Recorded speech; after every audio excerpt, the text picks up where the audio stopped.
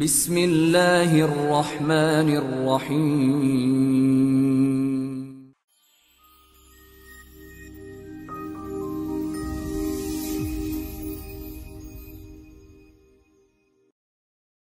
അസ്സലാമു അലൈക്കും വറഹ്മത്തുള്ളാഹി.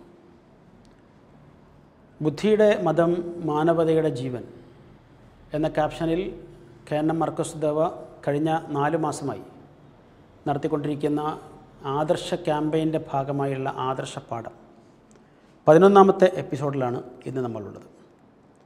ഇന്ന് ആദർശ പാഠത്തിൽ ഹൃദയ വെളിച്ചം അവതരിപ്പിക്കുന്നത് ഹിഷാം അബ്ദുൽ മജീദ്.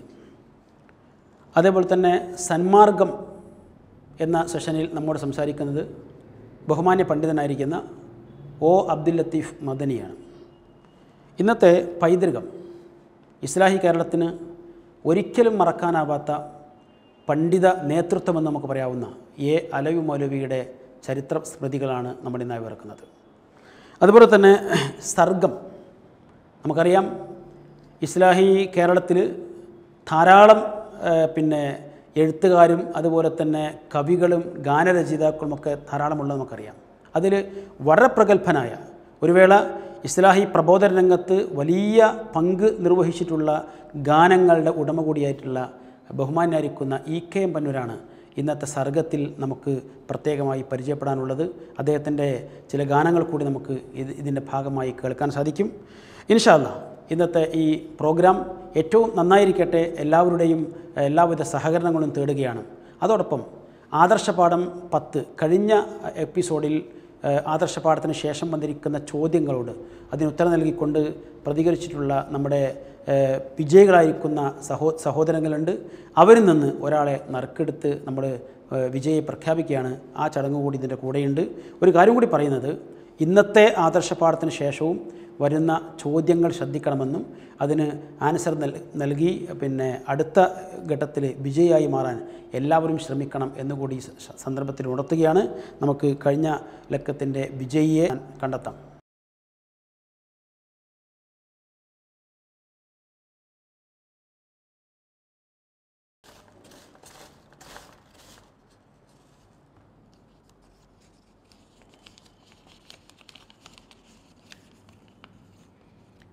ആദർശപാഠം 10ൻ്റെ വിജയി phone number 9447959578 Fathima Rinsha KK, Wandoor, Malappuram east. വിജയിയെ പ്രത്യേകം അഭിനന്ദിക്കുന്നു. അടുത്ത മത്സരത്തിലേക്കും പങ്കെടുക്കാൻ വേണ്ടി അവരോടും പ്രത്യേകം അഭ്യർത്ഥിക്കുന്നു. എല്ലാവരും തുറന്നുള്ള വിഷയങ്ങളിലും സഹകരിക്കണമെന്ന് കൂടി ഉണർത്തുകയാണ്. അല്ലാഹു അനുഗ്രഹിക്കട്ടെ. അസ്സലാമു അലൈക്കും വറഹ്മത്തുള്ളാഹി.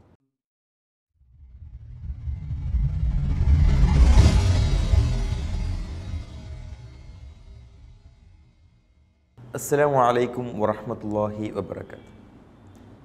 ഒരിക്കൽ നബി സല്ലല്ലാഹു അലൈഹി വസല്ലം പറയുകയുണ്ടായി, ഏതൊരാൾ അറിവ് അന്വേഷിച്ചുകൊണ്ട് ഒരു പാതയിൽ സഞ്ചരിച്ചുവോ അവന് അള്ളാഹു സ്വർഗത്തിലേക്കുള്ള പാത എളുപ്പമാക്കി കൊടുക്കുന്നു. അറിവ് നേടുക എന്നുള്ളതിൽ വളരെയേറെ പ്രാധാന്യമുള്ളൊരു കാര്യമാണ്. അതുകൊണ്ട് തന്നെയാണ് ഖുർആൻ അവതരിച്ചപ്പോൾ ആദ്യത്തെ വചനം ഇഖ്റ എന്നായിരുന്നു, വായിക്കുക. വായിച്ചുകൊണ്ട് തുടരുക എന്നുള്ളതാണ്. അറിവ് നേടുന്നതിൽ ഒരു വിശ്വാസി എന്ന നിലക്ക് നമുക്ക് ഒരുപാട് പ്രാധാന്യമുണ്ട്. നബി സല്ലല്ലാഹു അലൈഹി വസല്ലം അറിവ് നേടുന്ന കാര്യത്തിൽ പ്രാർത്ഥിക്കാൻ പോലും പറഞ്ഞിട്ടുണ്ട്, അറിവിനെ ഉപകാരപ്രദമാക്കുവാൻ വേണ്ടി. ഏതൊരു മനുഷ്യനും നമ്മുടെ അടുക്കലേക്ക് ഒരു അറിവിന് വേണ്ടി വരികയാണെങ്കിൽ തീർച്ചയായിട്ടും നമുക്ക് അറിയാവുന്ന കാര്യങ്ങൾ അവരുമായി പങ്കുവെക്കണം. അത് ഒരു സ്വതക്കയായിക്കൊണ്ട് അവിടെ നിലനിൽക്കുന്നതാണ്. ഒരു നല്ല വാക്ക് അത് സ്വതക്കയാണെന്ന് നബി സല്ലല്ലാഹു അലൈഹി വസല്ലം പഠിപ്പിച്ചിട്ടുണ്ട്. അതുകൊണ്ട് തന്നെ ഏതൊരു അറിവും നിസ്സാരമായി കാണാതെ അതിന് പിന്നാലെ പോയിക്കൊണ്ട് അത് നേടിയെടുക്കാൻ നമ്മൾ ശ്രദ്ധിക്കേണ്ടതുണ്ട്. അതിന് അല്ലാഹു തആല നമുക്ക് തൗഫീഖ് നൽകുമാറാകട്ടെ. അസ്സലാമു അലൈക്കും വറഹ്മത്തുള്ളാഹി വബറകാതുഹു.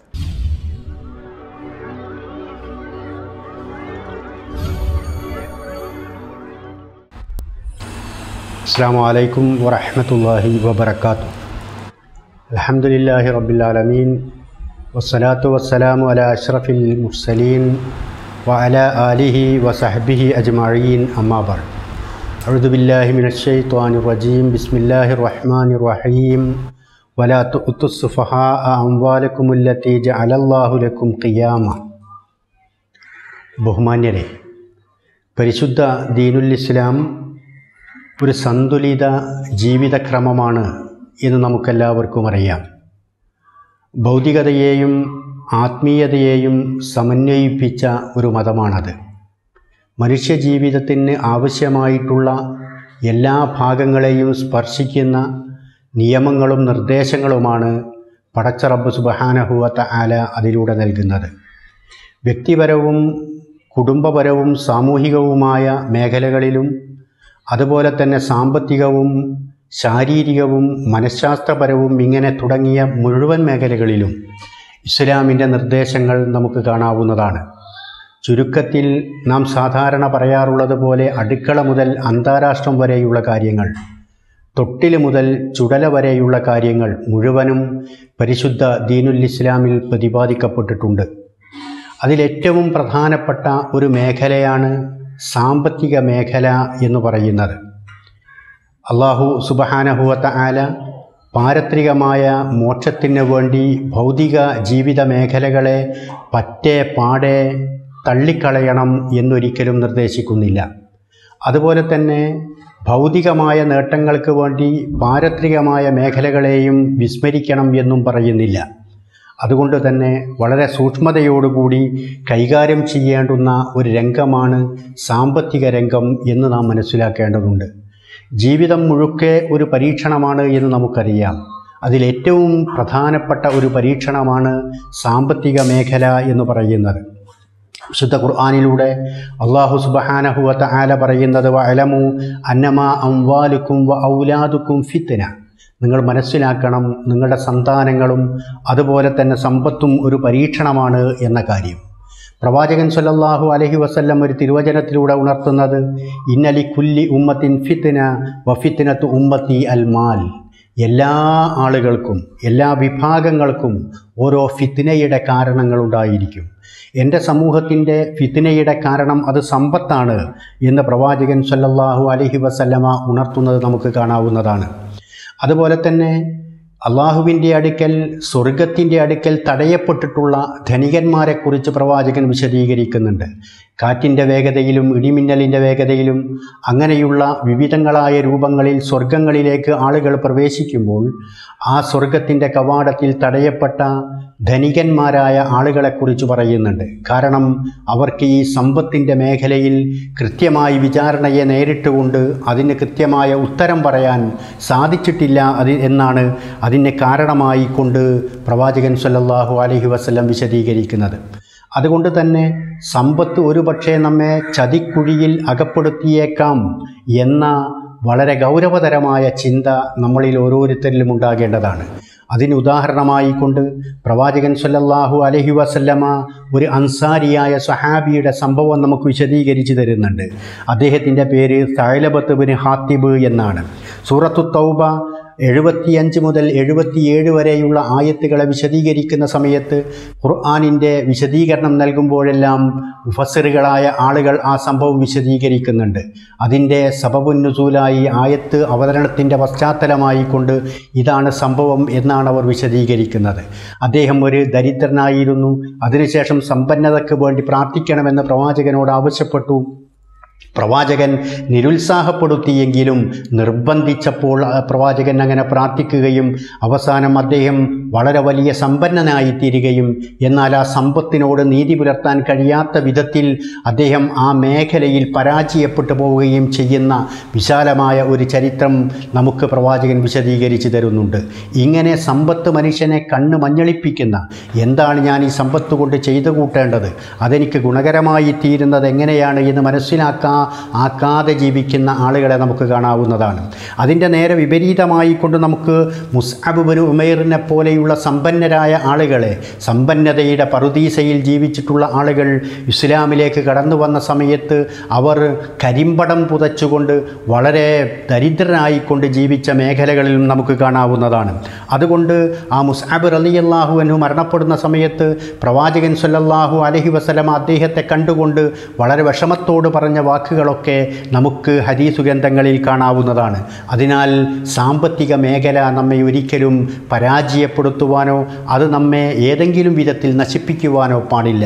ഒരു അറബി കവി സൂചിപ്പിക്കുകയുണ്ടായി, ലാ യഗുറൻക മിനൽ മർഇ ഖമീസുൻ റകഅ എന്ന് പറഞ്ഞ ഒരു കവിതയിലൂടെ അതിൻ്റെ അവസാനത്തിൽ അദ്ദേഹം പറയുന്നത് ആരിഹി ദിർഹാമ തഅരിഫ് ഹുബ്ബഹു വറഅ.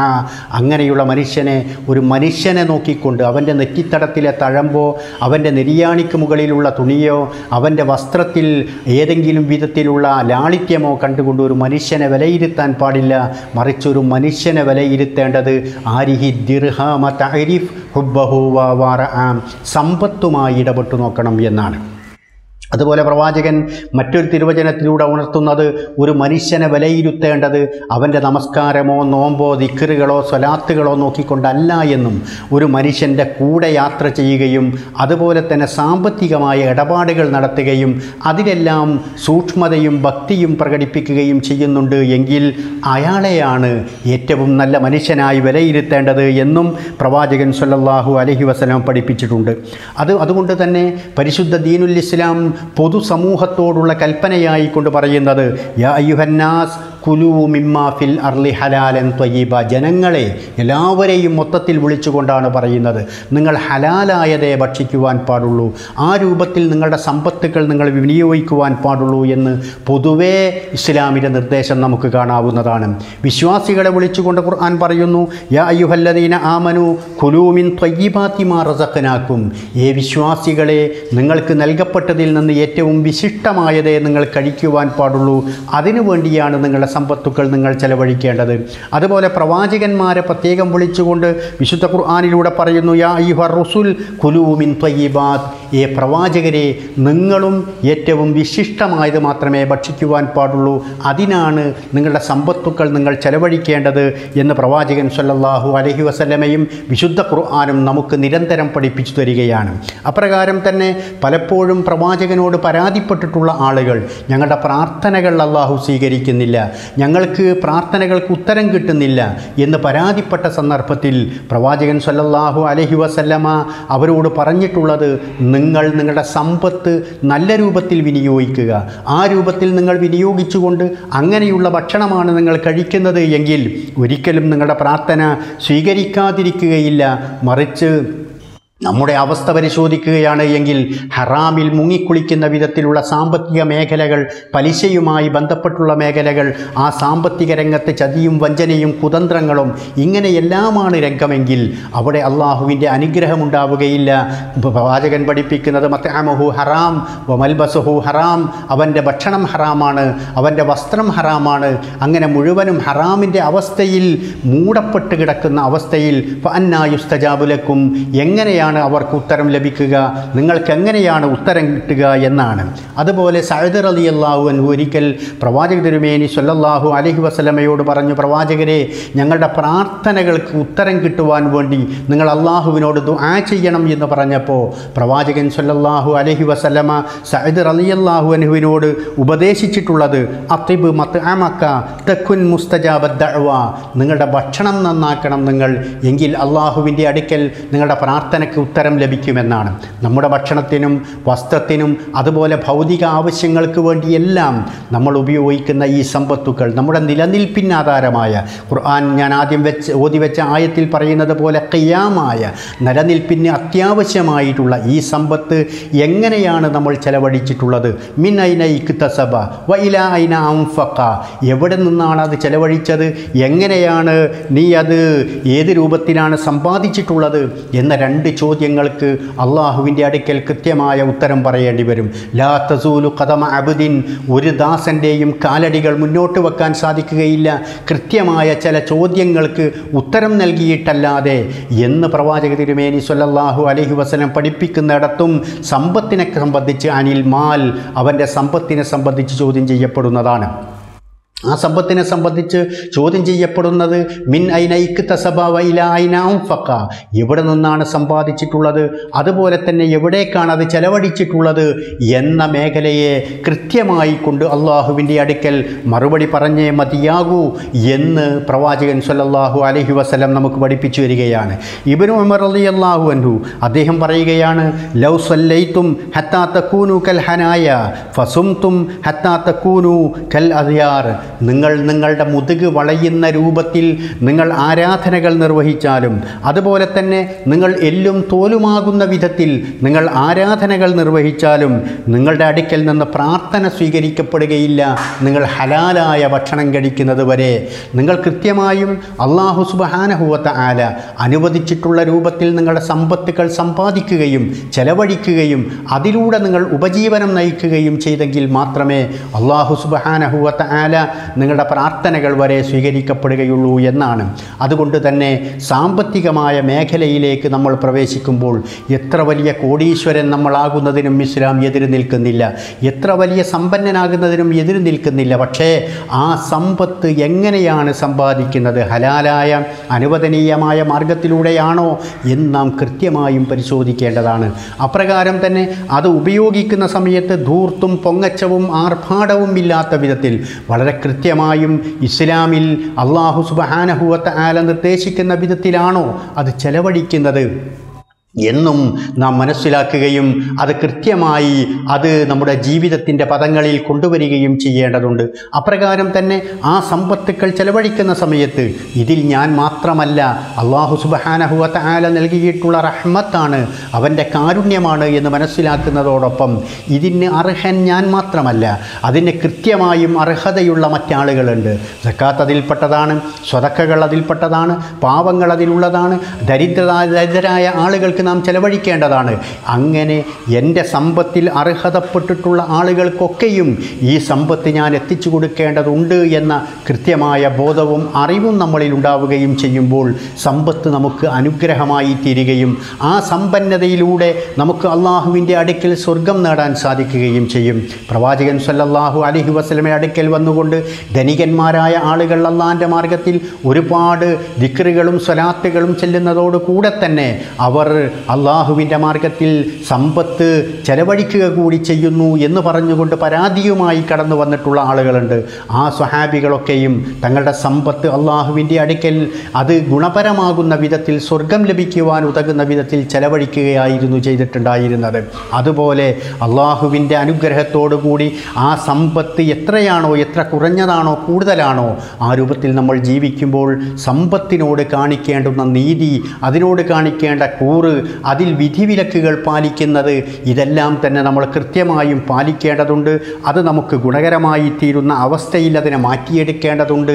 അതല്ലെങ്കിൽ നമ്മൾ ആരാധനകൾ നിർവഹിക്കുന്നവരായിരുന്നാലും പ്രാർത്ഥിക്കുന്നവരും ഇബാദത്തുകൾ ചെയ്യുന്നവരുമായിരുന്നാലും ആ സമ്പത്ത് മൂലം ഒരുപക്ഷെ നമ്മൾ നാശത്തിലേക്കാകും എത്തിപ്പെടുക എന്ന ഗൗരവതരമായ ചിന്ത നമ്മളിൽ ഉണ്ടാകണം എന്ന് പ്രത്യേകം ഓർമ്മപ്പെടുത്തിക്കൊണ്ട് ഈ വാക്കുകൾ അവസാനിപ്പിക്കുന്നു. വാഖിറു ദഅ്വാന അനിൽ ഹംദുലില്ലാഹി റബ്ബിൽ ആലമീൻ. അസ്സലാമു അലൈക്കും വറഹ്മത്തുള്ളാഹി.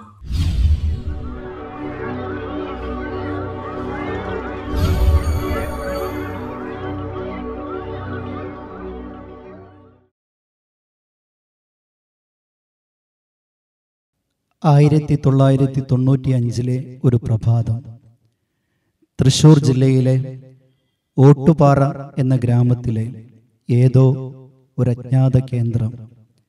അവിടെ ഇടിഞ്ഞു പൊളിഞ്ഞ പഴയൊരു വീട്ടിൽ അടച്ചിട്ടൊരു മുറിയിൽ നിസ്സഹായരായ 3 മനുഷ്യർ ബന്ധിക്കപ്പെട്ടിരിക്കുകയാണ്. എടവണ്ണ എ അലവി മൗലവിയും സ്നേഹിതരായ തൃപ്പനച്ചി കുഞ്ഞിമൊയ്തീൻ മൗലവിയും ഒറ്റപ്പാലത്തെ TP മുഹമ്മദ് മൗലവിയുമായിരുന്നു ആ 3 പേർ.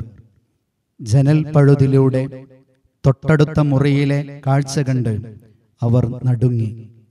കത്തിയും പായയും ഒരുക്കി വച്ചിരിക്കുന്നു. മൂർച്ച കൂട്ടി ഒരുക്കി വെച്ച കത്തി കൊണ്ട് കൊലപ്പെടുത്തി പായയിൽ പൊതിഞ്ഞ് പുഴയിൽ തള്ളാനാണ് അക്രമികളുടെ പ്ലാൻ. തലേ ദിവസം ചേലക്കരയിൽ നടന്ന വാദപ്രതിവാദത്തിൽ മരിച്ചുപോയ മഹാത്മാക്കളെ വിളിച്ചു പ്രാർത്ഥിക്കാൻ ഖുർആനിൽ നിന്ന് തെളിവുദ്ധരിക്കാമോ എന്ന അലവി മൗലവിയുടെ ചോദ്യത്തിനു മുമ്പിൽ പതറിപ്പോയ പൗരോഹിത്യം പ്രഖ്യാപിച്ചു. അലവി മൗലവിയെ കൊല്ലുന്നവർക്ക് ഫീ സബീലുല്ലാഹിയുടെ പോരിശയുണ്ട്. പാപ്പ പരിശുദ്ധ ഖുർആനിൽ നിന്ന് 10 ആയത്തെടുത്തുകൊണ്ട് ഓതി. അള്ളാഹുവിനെ അല്ലാതെ മറ്റാരെയും വിളിച്ച് പ്രാർത്ഥിക്കാൻ പാടില്ല എന്നുള്ളത് പാപ്പ പറഞ്ഞു തരുന്നു. പിന്നീട് ആ ആയത്ത് ഓതിയത് വമൻ അളല് മിമ്മൻ യദ്ഉ മിൻ ദൂനില്ലാഹി മൻ ലാ യസ്തജീബു ലഹു ഇലാ യൗമിൽ ഖിയാമ വഹും അൻ ദുആഇഹിം ഗാഫിലൂൻ വഇദാ ഹുശറൻ നാസ് കാനൂ ലഹും അദാഅൻ വകാനൂ ബിഇബാദതിഹിം കാഫിരീൻ എന്നുള്ള സൂറത്ത് അഹ്കാഫിലെ ആയത്താണ് പാപ്പ ഓതിയത്. ആ ആയത്ത് ഓതി അതിൻ്റെ അർത്ഥം പറഞ്ഞതോടുകൂടി തന്നെ ആളുകൾക്ക് കാര്യം മനസ്സിലായി. ആളുകളെല്ലാവരും ഒന്നിച്ച് അല്ലാഹു അക്ബർ തക്ബീർ ധ്വനികൾ മുഴക്കുവാനും ശിർക്കിൽ നിന്ന് ഞങ്ങൾ ഒഴിവായിരിക്കുന്നു എന്നുള്ളത് അതിൻ്റെ പ്രതികരണമായിട്ട് അഫ്സിലാർ നടത്തിയത് ഒരു ഫീസബീലുല്ലാഹിയുടെ പോരിശ വിളിക്കുകയായിരുന്നു. അലവി മൗലവിയും കൂടെയുള്ളവരെയും കൊന്നുകളഞ്ഞാൽ ഒന്ന് തിർപ്പൻചിയിലുള്ളൊരു കുഞ്ഞുമൈദി മൗലവി, മറ്റൊന്ന് മണ്ണാർക്കാടുള്ളൊരു മുഹമ്മദ് മൗലവി, ഇങ്ങനെ 2 പേരായിരുന്നു വാപ്പൻ്റെ കൂടെ എന്നുള്ളതാണ് എൻ്റെ ചെറിയ ഓർമ്മ.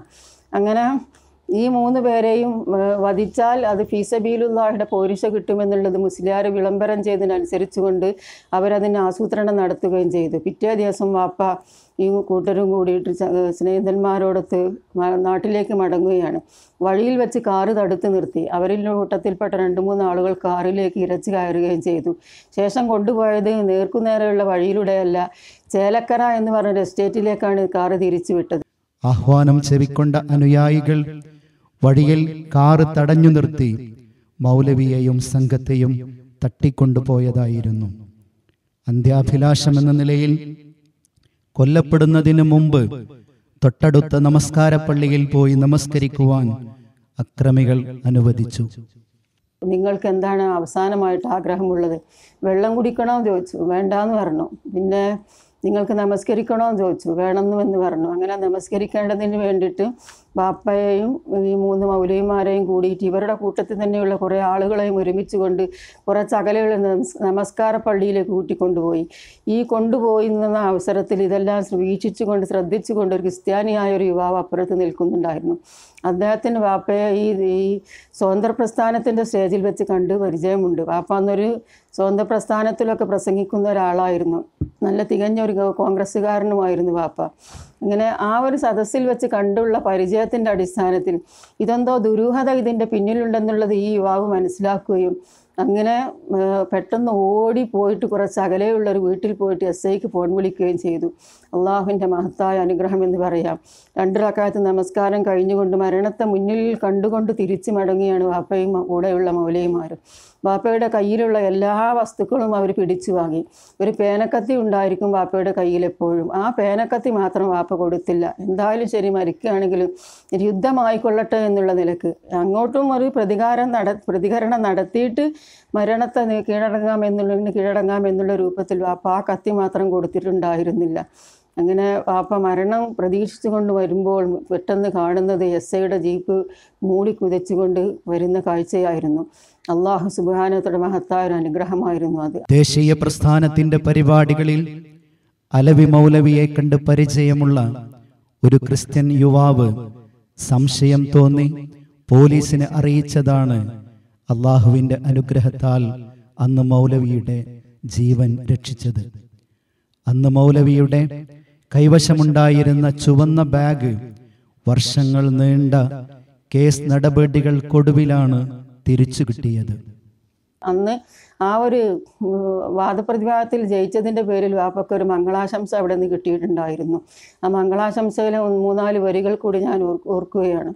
വമ്പെഴുന്ന ത്യാഗി വര്യരാ മുജാഹിദർകളിൽ മുമ്പരാം ആലവി ബീനു അബീബക്കറിൽ ഫാളിലി അമ്പരത്തേലമ്പിളി നീലാവിടുന്ന നാൾ വരെ അമ്പൻ തന്നാനുഗ്രഹാൽ ജയിക്കണം ജയിക്കണം.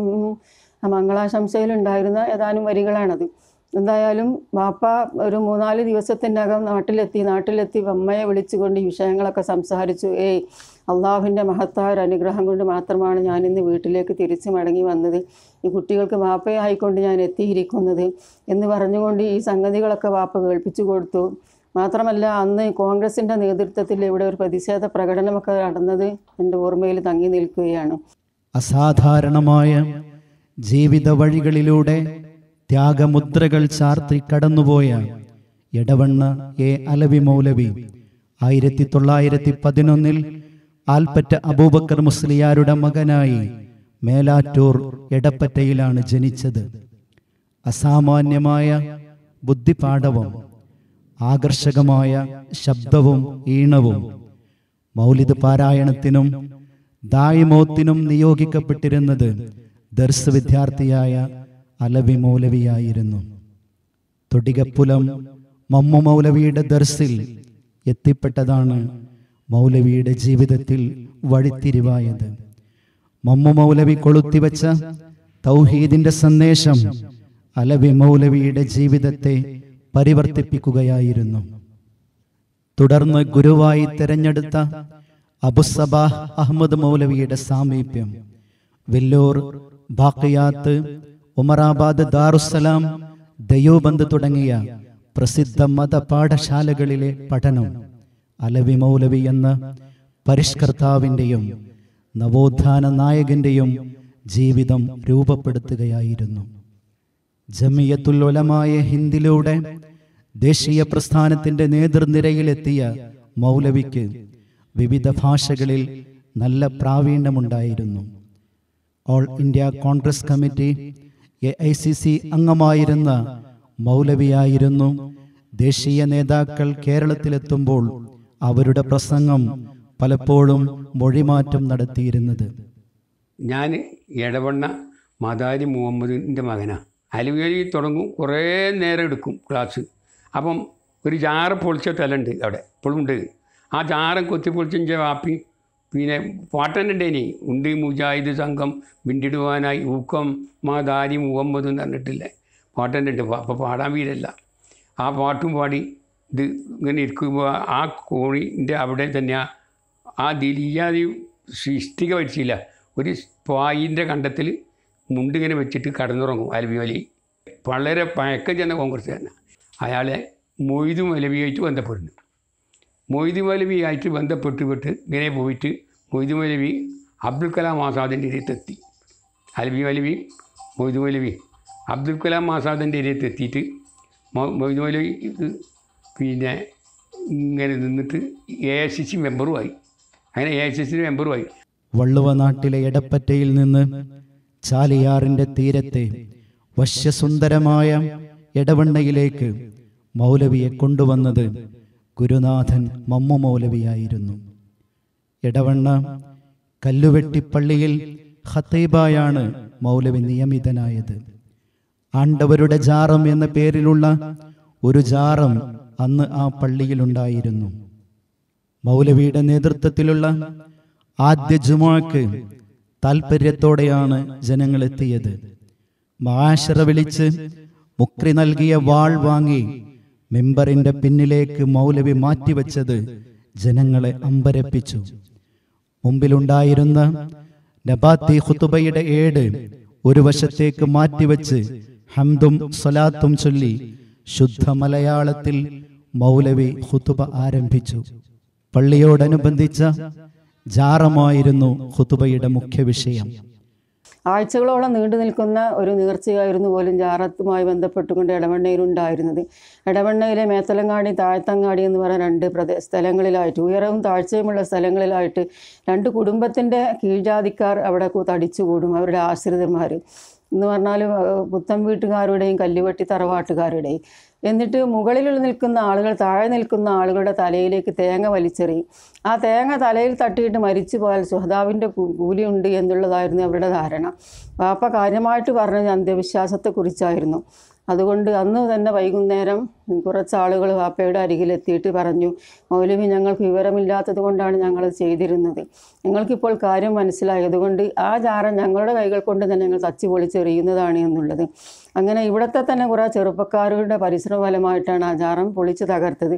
അതിൽപ്പെട്ട ഒരാൾ ഇന്ന് ജീവിച്ചിരിക്കുന്നത് ബഹുമാനപ്പെട്ട ഔറാങ്കാക്ക മാത്രമുള്ള ബാക്കിയുള്ളവരെല്ലാം മരണപ്പെട്ടു കഴിഞ്ഞു. വിപ്ലവകരമായ ഒരു ഇസ്ലാഹി മുന്നേറ്റം അവിടെ തുടങ്ങുകയായിരുന്നു. തൗഹീദിന്റെ വെളിച്ചം ലഭിച്ച മഹല്ലു നിവാസികൾ തന്നെ വിശ്വാസ ചൂഷണത്തിന്റെ പ്രതീകവും മതവിരുദ്ധവുമായ ജാറം പൊളിച്ചു നീക്കാൻ തീരുമാനിച്ചു. PV Muhammad Haji, Arakkal Unnikammu, PP ഉണ്ണിക്കമ്മദ്, PP Avaran കാക്ക തുടങ്ങിയവരാണ് ജാറം പൊളിക്കാൻ അന്ന് നേതൃത്വം നൽകിയത്. ഇതിൽ PP അവറാൻ കാക്ക മാത്രമാണ് ഇന്നും ജീവിച്ചിരിപ്പുള്ളത്. പിന്നെ ജാറം പൊളിയിൽ പ്രതിയായി ഞാൻ പൊളിച്ചതെന്ന് ചുമ്മാക്ക് കൂടിയാൽ മുഴുവൻ പറയാനുണ്ട്. എങ്കിലും 6-7 ആൾക്കാർ കല്ലച്ചോളം വർക്ക് കഴിഞ്ഞത് ഒരു കുഞ്ഞാലൻകുട്ടി, ആലിക്കുട്ടി, ബാപ്പു, ഇവര് 4 ആളും ഒപ്പം കൂടിയിരിക്കുന്നു പൊളിച്ച. ഒരു മുജാഹിദീൻ്റെ ശേഷമാണ് അവർ പൊളിച്ചതൊക്കെ. കൈക്കോട്ട് ഇക്കാസെ നേരത്തെ അതിൻ്റെ ഉള്ളിൽ ഇന്നത്തെ അതിനെത്താണ്ട് ഞങ്ങൾ ചെറുതെടുക്കലാവുന്നേ. ആ വാരിങ്ങാണ്ട് നല്ല പൊരിഞ്ഞാണ്ട് വേറൊരു കവറിൽ കൊണ്ടുങ്ങാണ്ട് അതിലിട്ട് ആരെങ്കിലും ഉണ്ടാട്ടാ ഒന്നുമില്ല കവറിൽ ആ മണ്ണ് മാത്രം. മനുഷ്യ ശരീരയിൽ എന്തെങ്കിലുമൊക്കെ അവസ്ഥ ഉണ്ടാവില്ല, എല്ലോ അവർക്ക് ഒന്നുമില്ല. ഞാനൊക്കെ കവറിലേക്ക് ഇറങ്ങി കൂട്ടത്തിൽ പെട്ട വലിപ്പത്തതല്ല കേട്ടോ. അന്നും മുജാഹിദ് തന്നാൽ എന്താണെന്നറിയാം. ഒരുപാട് കൂക്കലും ഏറൊന്നും നേറ്റുകൊണ്ടേ ആയിട്ടില്ല. അങ്ങോട്ട് വേരും വാളും കത്തിയായിട്ട് ജീവമാണോ പൊയ്ക്കോ അതെ പോരല്ലാത്ത നമ്മൾ കാട്ടുന്നത്. അന്യമല്ലി അതിലൊക്കെ വലിയ കയ്യിൽ മൂപ്പരെ പറയാനയക്കാരെ കൊണ്ടുപോയതും കെട്ടിട്ടതും ഒക്കെ ഉണ്ട്. അന്ന് പൂർണ്ണയിലൊക്കെ പോയിക്കുന്നതൊക്കെ ഉണ്ട്. മുജാഹിദ് സംഘമിൽ വെല്ലിടുവാൻ ഇതുപോലെ തരുത്ത് TT അഫ്സൻ കുട്ടിയും മക്കൾ രണ്ടതും മുത്ത്. അതിൻ്റെ കഥതാണ്. മൂത്ത വഹാബി വിത്ത് മൂപ്പൻ ഉമ്മർ കുട്ടി സ്വത്ത് മുന്നണിക്കിറങ്ങി പൊരുതിരും ധൈര്യം വെത്ത് TT അഫ്സൻ കുട്ടിയും മക്കൾ രണ്ടതും മുത്ത്. പണ്ട് പേര് അഫ്സൻ കുട്ടിയാണ്. മഹാനവറുകളുടെ മക്ബറ എന്ന നിലയിൽ ജനം ഭക്ത്യാദരപൂർവം കണ്ടിരുന്ന ജാറം പൊളിച്ചപ്പോൾ അതിനുള്ളിൽ മൃതദേഹത്തിൻ്റെ അവശിഷ്ടങ്ങളൊന്നുമുണ്ടായിരുന്നില്ല. പകരം കുറെ കരിക്കട്ടകൾ നിറച്ചു വച്ചതായിരുന്നു. അജ്ഞാത ജാറങ്ങളെന്ന പേരിൽ ജനം ആദരിക്കുന്ന പല മക്ബറകളുടെയും കഥകൾ ഇതിന് സമാനമാണ്. ജാറം പൊളിച്ചു മാറ്റിയ സ്ഥലം പള്ളിയോടനുബന്ധിച്ച് സ്ത്രീകളുടെ നമസ്കാര സ്ഥലമാക്കി മാറ്റുകയായിരുന്നു മൗലവി. ജിന്നുകൂടലും പിശാച് ബാധയുമടക്കമുള്ള വികലവിശ്വാസങ്ങൾ കെട്ടുപിണഞ്ഞ സമൂഹത്തെ തൻ്റെ നർമ്മബോധം കൊണ്ടും പ്രായോഗിക ഇടപെടലുകൾ കൂടിയും തിരുത്തുകയായിരുന്നു അലവി മൗലവി. ഞങ്ങളുടെ തലമുറയിലെ ആളുകളെ സംബന്ധിച്ചിടത്തോളം അലവി മൗലവിയെക്കുറിച്ചുള്ള ഞങ്ങളുടെ അറിവ് വിനയാന്വിതമായ അദ്ദേഹത്തിൻ്റെ പെരുമാറ്റവും നല്ല സ്ഫുടമായ ശൈലിയിലുള്ള അദ്ദേഹത്തിൻ്റെ സംസാരവുമാണ്. അലവി മൗലവി ഇടവണ്ണയിലെ വലിയ തോടിന് ചാരെയുള്ള ഒരു കുഴിയുണ്ട്, ഒറുംകുഴി എന്ന് അതിന് പറയാം. അവിടുന്ന് സ്വന്തം വസ്ത്രം അലക്കി അദ്ദേഹം തന്നെ തൻ്റെ കയ്യിൽ ഇട്ട് അവിടുന്ന് കുളിച്ച് അദ്ദേഹം വരുന്നത് ചെറുപ്പത്തിൽ ഞങ്ങൾക്ക് കണ്ട ഓർമ്മയുണ്ട്. കുളിക്കുന്നതിനും സ്വന്തം വസ്ത്രം അലക്കുന്നതിനും മൗലവി സ്ഥിരമായി പോകാറുണ്ടായിരുന്ന ഉറവും കുഴിയിൽ ഒരിക്കൽ എന്തോ വന്ന് പതിക്കുന്നത് മൗലവി കണ്ടു. വീട്ടിൽ വന്ന അദ്ദേഹം ഭാര്യയോട് പറഞ്ഞു, തൽക്കാലം ഇപ്പോൾ ആ കുഴിയിലേക്ക് ആരും പോകേണ്ട, അഥവാ പോകുന്നുണ്ടെങ്കിൽ ജിന്നും ശൈത്വാനും എന്നു പറഞ്ഞ് പേടിക്കുകയും വേണ്ട. അടുത്ത് കാടുപിടിച്ച പ്രദേശത്ത് നിന്ന് ഏതോ ജീവി ഓടി വന്നതാണ്. ജിന്നുബാധയുണ്ടെന്ന പ്രചാരണത്തിൽ ആളുകളെല്ലാം പേടിയോടെ കണ്ടിരുന്ന 42 മുറികളുള്ള ഒരു പഴയ വീടാണ് എടത്തനാട്ടുകരയിൽ ഇടക്കാലത്ത് മൗലവി താമസിക്കാൻ തിരഞ്ഞെടുത്തത്. യാതൊരു ആശങ്കകളുമില്ലാതെ 3 വർഷം അലവി മൗലവിയും കുടുംബവും ആ വീട്ടിൽ താമസിച്ചത് അമ്പരപ്പോടെയാണ് നാട്ടുകാർ കണ്ടത്. പിന്നീടാരും താമസിക്കാൻ ധൈര്യപ്പെടാതിരുന്ന ആ വീട് ഒടുവിൽ ഉടമസ്ഥന് പൊളിച്ചു മാറ്റേണ്ടി വന്നു. ഇടവണ്ണയിലെ ഏറ്റവും പഴയ പള്ളിയായ കല്ലുവട്ടിപ്പള്ളി എന്ന് പറയുന്ന ചെറുപള്ളിയിൽ വച്ചാണ് ജാമിയ നദവിയ എന്ന മഹത്തായ സ്ഥാപനത്തിന് ആരംഭം കുറിച്ചത്. ഇടവണ്ണ അലവി മൗലവിയുടെയും സഹപ്രവർത്തകരുടെയും കഠിനമായ അധ്വാനമായിരുന്നു അതിൻ്റെ പിന്നിലുണ്ടായിരുന്നത്. ബഹുമാന്യനായ CP ഉമർ സുല്ലമി പറഞ്ഞിട്ടുണ്ട്, അദ്ദേഹം സുല്ലമുസലാം അറബി കോളേജിൽ നിന്ന് അഫ്സുലുലമ പാസ്സായതിനു ശേഷം ആദ്യമായി ഉപരിപഠനത്തിന് വേണ്ടിയാണ് ജാമിയ നദവിയയിൽ ചേർന്നത്. 1964 അത്. അന്നാണ് ജാമിയ നദവിയ ആരംഭിക്കുന്നത് ഈ പള്ളിയിൽ വെച്ച്. അന്ന് ഈ ജാമിയ നദവിയിലെ ആദ്യത്തെ ബാച്ചിലെ വിദ്യാർത്ഥികളായിരുന്നു CP ഉമർ സുല്ലമി, അതേപോലെ തന്നെ ആമീരുള്ള നമ്മുടെ അലി അക്ബർ മൗലവി, അതുപോലെയുള്ള വലിയ വലിയ പണ്ഡിതന്മാരായിരുന്നു അതിലെ വിദ്യാർത്ഥികൾ. അവരൊക്കെ ദർസ് കഴിഞ്ഞിട്ട് പിന്നെ ഇതിലേക്ക് വന്നവരായിരുന്നു എന്നാണ്. അന്ന് മുതൽ തന്നെ ആ ജാമിയയുടെ പ്രവർത്തനങ്ങൾ അതിൽ വളരെ താല്പര്യത്തോടു കൂടി പങ്കെടുത്ത ആളുകളായ അമ്മാനി മൗലവി എന്നുണ്ട് എന്നാണ് പറഞ്ഞത്. അതേപോലെ തന്നെ ഷെയ്ഖ് മുഹമ്മദ് മൗലവി അവരൊക്കെ ഉണ്ടായിരുന്നു.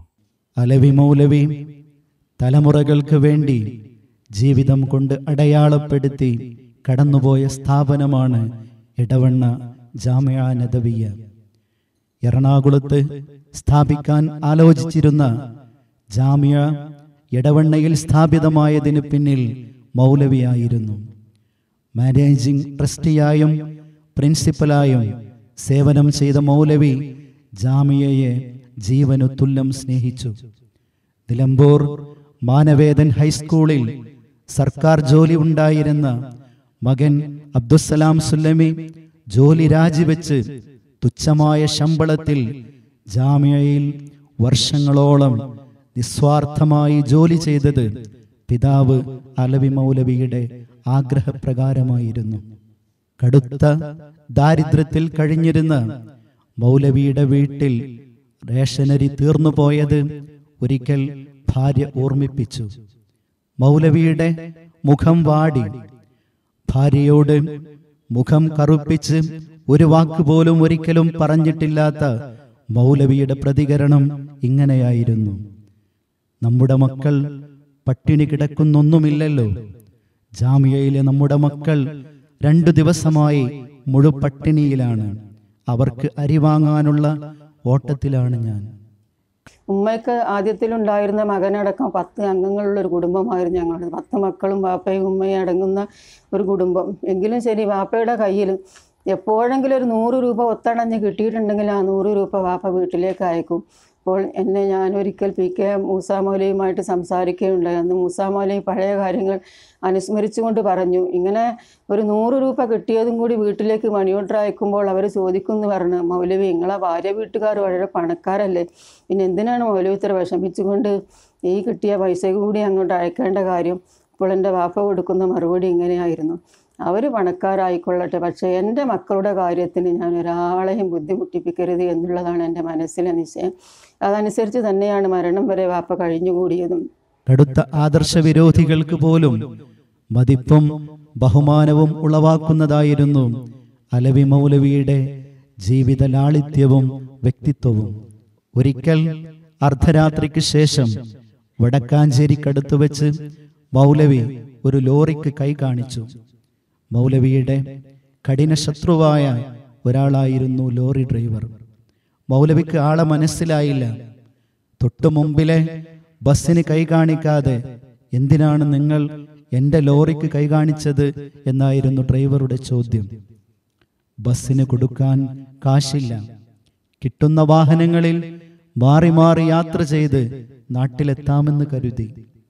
അലവി മൗലവിയുടെ മറുപടിയിൽ ലോറി ഡ്രൈവറുടെ ശത്രുത ഉരുകിത്തീരുകയായിരുന്നു. ഇടവണ്ണയിലെത്തുമ്പോഴേക്കും ആ ലോറി ഡ്രൈവറുടെ ഉള്ളിൽ തൗഹീദിന്റെ വെളിച്ചം മൗലവിയിലൂടെ കടന്നു ചെന്നിരുന്നു. തലമുറകൾക്ക് വിശുദ്ധ ഖുർആനിന്റെ ദിവ്യപ്രകാശം പകർന്നു നൽകിയ അമാനി മൗലവിയുടെ ഖുർആൻ വിവരണത്തിന് തുടക്കം കുറിച്ചത് അമാനി മൗലവിയും അലവി മൗലവിയും PK മൂസ മൗലവിയും ചേർന്നായിരുന്നു. പൂനൂർ, കൊടിയത്തൂർ തുടങ്ങി 60കളിൽ നടന്ന എല്ലാ സംവാദങ്ങളിലും നേതൃത്വം നൽകിയത് അലവി മൗലവിയായിരുന്നു. രണ്ടത്താണി സെയ്ദ് മൗലവി എന്ന പണ്ഡിത പ്രതിഭയെ ഇസ്ലാഹി കേരളത്തിന് പരിചയപ്പെടുത്തിയതും അലവി മൗലവിയായിരുന്നു. മുത്തനൂർ പള്ളിക്കേസ് നടത്തിപ്പിന് നേതൃത്വം കൊടുത്തതും അലവി മൗലവി തന്നെയായിരുന്നു. അങ്ങനെയുള്ള ആ അലവി മൗലവി ഇസ്ലാഹി പ്രസ്ഥാനത്തിനും ഈ ആദർശ പ്രവർത്തന രംഗത്തും ഒരുപാട് ത്യാഗങ്ങൾ സഹിച്ചിട്ടുണ്ട്. എടവണ്ണ ഇസ്ലാഹിയ മദ്രസയിൽ 5ാം ക്ലാസ് കഴിഞ്ഞ് 6ാം ക്ലാസ് തുടങ്ങുന്നത് ഈ കല്ലുവട്ടിപ്പള്ളിയിൽ വെച്ചാണ്. അവിടെ വെച്ച് 6ാം ക്ലാസ്സിൻ്റെ ആരംഭത്തിന്, അതിൻ്റെ ഉദ്ഘാടനത്തിന് വന്നിരുന്നത് അലവി മൗലവിയായിരുന്നു. അദ്ദേഹം ഞങ്ങൾക്ക് പായസം വിളമ്പിത്തന്ന ഓർമ്മയൊക്കെ ഇപ്പോഴുമുണ്ട്. ഏതായാലും ഈ പ്രവർത്തനങ്ങൾക്കെല്ലാം തന്നെ നേതൃത്വം നൽകിയിട്ടുള്ള അദ്ദേഹത്തിന് അല്ലാഹു അർഹമായ പ്രതിഫലം നൽകട്ടെ എന്നീ സന്ദർഭത്തിൽ പ്രാർത്ഥിക്കുകയാണ്. അലവി മൗലവിയുമായി ഏറെ സൗഹൃദമുണ്ടായിട്ടും പലതവണ ഇടവണ്ണയിൽ വന്നിട്ടും എന്തുകൊണ്ടാണ് മൗലവി തന്നെ വീട്ടിലേക്ക് ക്ഷണിക്കാതിരുന്നത് എന്ന് സാലെ മുഹമ്മദ് ഇബ്രാഹിം സേട്ട് പലപ്പോഴും ചിന്തിച്ചിരുന്നു. രോഗശയ്യയിൽ അലവി മൗലവിയെ സന്ദർശിച്ച അദ്ദേഹത്തിന് കാര്യം ബോധ്യമായി. AICC അംഗമെന്ന നിലയിൽ ഉന്നത പദവി വരെ വഹിച്ചിട്ടുപോലും ദാരിദ്ര്യത്തിന്റെ പ്രതീകമായ കൊച്ചുകൂരയിൽ കഴിഞ്ഞിരുന്ന മൗലവി തൻ്റെ ദൈന്യതയുടെയും ഇല്ലായ്മയുടെയും കൂരയിലേക്ക് ധനാഢ്യനായ സാലേസേട്ടിനെ വിളിച്ചു പോകേണ്ടെന്ന് കരുതുകയായിരുന്നു. ജീവിതത്തിലുടനീളം അസാമാന്യ ധീരത പ്രകടിപ്പിച്ച മൗലവി മരണവേളയിലും അചഞ്ചലമായ ആത്മധൈര്യം പ്രകടിപ്പിച്ചു. മക്കളെ ഓരോരുത്തരെയും അടുത്തേക്ക് വിളിച്ചു ദീൻ പഠിക്കണമെന്നും ജീവിതത്തിൽ പകർത്തണമെന്നും ഉപദേശിച്ചു.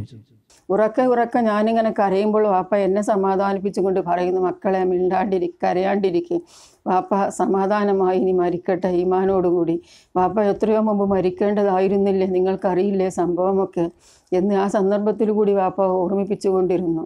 ആ മരണത്തിൻ്റെ സമയത്ത് നടന്ന മറ്റൊരു സംഭവം കൂടി ഞാൻ ഓർമ്മിക്കുകയാണ്. വാപ്പ അങ്ങനെ മരണവിപ്രാളത്തിൽ കിടക്കുമ്പോഴാണ് അങ്ങനെ ഇടയ്ക്ക് ഇങ്ങനെ കട്ടിലിൽ ഇങ്ങനെ തപ്പിക്കൊണ്ടിരിക്കുകയാണ്. അപ്പോൾ കൂട്ടത്തിൽ ഞങ്ങൾ ചോദിച്ചു, എന്താണ് നിങ്ങൾ തപ്പിക്കൊണ്ടിരിക്കുന്നത്? അപ്പോൾ വാപ്പ പറഞ്ഞു, ഞാൻ ഓതിക്കൊണ്ടിരുന്ന കിതാബ് താഴെ വീണോ എന്ന് നോക്കുകയാണ്. അത് കേട്ട ഉടനെ അമ്മാവൻ ഇബ്രാഹിം മൗലവി ഞങ്ങളെല്ലാവരും കൂടി ഉറക്കെ പൊട്ടിക്കരഞ്ഞു. കാരണം വാപ്പ അപ്പോൾ കിതാബ് ഓതുകയല്ല, മരണവിപ്രാളത്തിലാണ് ഉണ്ടായിരുന്നത്. അപ്പോഴും ഞാൻ ഓതിക്കൊണ്ടിരുന്ന കിതാബ് താഴെ വീണു പോയോ എന്നുള്ളതായിരുന്നു ചോദിച്ചിരുന്നത്. അന്ന് വാപ്പയുടെ മയ്യത്തെടുത്തതിന് ശേഷം ചെറുവള്ളിയിൽ വെച്ചിട്ട് ഒരു അനുസ്മരണ സമ്മേളനം നടന്നിരുന്നു വാപ്പയെക്കുറിച്ച്. അനുസ്മരണ സമ്മേളനത്തിൽ വെച്ചിട്ട് നമ്മുടെ ബഹുമാനപ്പെട്ട CN അഹമ്മദ് മൗലവി ഈ വിഷയം എടുത്ത് സംസാരിക്കുകയുണ്ടായി. മൗലവി പറഞ്ഞ വാക്ക് വളരെ അർത്ഥവത്തായിരുന്നു. കാരണം മൗലവി ഓതിക്കൊണ്ടിരുന്ന കിതാബ് താഴെ വീണുപോയി. ആ കിതാബിനെ തിരിച്ചെടുക്കാൻ പറ്റിയ ഒരു പണ്ഡിതൻ ഇവിടെ കേരളത്തിൽ ഇനി ജനിച്ചു വളർന്നിട്ട് വേണം എന്നുള്ളത്. പക്ഷേ അള്ളാഹുവിൻ്റെ അനുഗ്രഹത്തോടു കൂടി എൻ്റെ സഹോദരൻ അബ്ദുസലാം സുല്ലമി ആ ബാധ്യത ഏറ്റെടുത്തു. അവൻ വളരെ വിജയപ്രദമായ രൂപത്തിൽ അത് പൂർത്തിയാക്കുകയും ചെയ്തു. പഠനം എന്നുള്ളത് മാത്രമായിരുന്നു അവൻ്റെ ജീവിതത്തിൻ്റെ ലക്ഷ്യം. ബാപ്പയുടെ ആ ഉദ്ദേശം പൂർത്തീകരിച്ചുകൊണ്ട് ഒരു പണ്ഡിതനായി വളർന്നു വരാൻ അവന് സാധിച്ചു എന്നുള്ളതിന് അള്ളാഹുവിനോട് സ്തുതി പറയുകയാണ്. അൽഹംദുലില്ലാഹി റബ്ബിൽ ആലമീൻ. ഖുർആനിലെ പ്രാർത്ഥനകൾ ഓരോന്നായി ഉരുവിട്ടുകൊണ്ടിരുന്നു. KP മുഹമ്മദ് മൗലവിയെ കാണണമെന്ന് അദ്ദേഹം ആഗ്രഹം പ്രകടിപ്പിച്ചു. ഉസ്മാൻ ഡോക്ടർ മൗലവിയുടെ സമീപത്ത് തന്നെ ഉണ്ടായിരുന്നു. മരണത്തിലേക്ക് വഴുതി വീഴും മുമ്പ് ഞെട്ടിയുണർന്ന് മൗലവി ചോദിച്ചു, ഞാൻ ഓതിക്കൊണ്ടിരുന്ന കിതാബ് താഴെ വീണു, എടുത്തു തരണം. കണ്ടുനിന്നവർ കരഞ്ഞു. ജീവിതത്തിലുടനീളം അദ്ദേഹം നെഞ്ചോട് ചേർത്ത് വച്ച അള്ളാഹുവിൻ്റെ ഗ്രന്ഥം തലമുറകൾക്ക് പകർന്നു നൽകിയ അബ്ദുസ്സലാം സുല്ലമി എന്ന മഹാപണ്ഡിതനടക്കമുള്ള മക്കളെയും ശിഷ്യഗണങ്ങളെയും ലോകത്തിന് അനന്തരാവകാശം നൽകിയാണ് അലവി മൗലവി എന്ന പണ്ഡിത തേജസ് വിട പറഞ്ഞത്.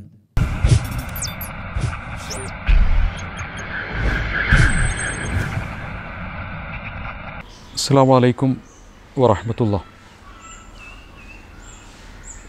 സർഗം സെഗ്മെൻറ്റിൽ നമ്മുടെ കൂടെയുള്ളത് ഇസ്ലാഹി കേരളത്തിന് സുപരിചിതനായ സാഹിത്യരംഗത്തും സർഗാത്മക മേഖലകളിലും ഗാനരചനാരംഗത്തും വിവിധ പ്രസിദ്ധീകരണങ്ങളുടെ മുഖ്യ പത്രാധിപർ എന്ന നിലയ്ക്കും വളരെ സുപരിചിതനായ EK മായിം മാസ്റ്റർ, നമ്മളെല്ലാം അറിയപ്പെടുന്ന EKM പന്നൂർ അവറുകളാണ്. ഇസ്ലാഹി പ്രസ്ഥാനത്തിൻ്റെ ചരിത്ര മേഖലയിൽ തൗഹീദി ഗാനങ്ങളുടെയും നവോത്ഥാന ഗാനങ്ങളുടെയും അരുണോദയം യഥാർത്ഥത്തിൽ മായിം മാസ്റ്ററുടെ രചനകളോടുകൂടിയാണ് ആരംഭിക്കുന്നത് എന്ന് പറയാം. അത്രമേൽ ഉജ്ജ്വലമായ സാഹിത്യ സൃഷ്ടിയാണ് ഈ രംഗത്ത് അദ്ദേഹം കൈരളിക്ക് സമർപ്പിച്ചിട്ടുള്ളത്. മത ആശയ പ്രബോധന മേഖലയിൽ മാത്രമല്ല, സാംസ്കാരികവും സാമൂഹികവുമായ വിഷയങ്ങളെ കൂടെ തൻ്റെ കയ്യൊപ്പ് ചാർത്തുകയും വളരെ അർത്ഥപൂർണമായ ഒരു സർഗാത്മക ലോകത്തെ അവതരിപ്പിക്കുകയും ചെയ്തതിൽ പ്രമുഖനാണ് EKM പന്നൂർ.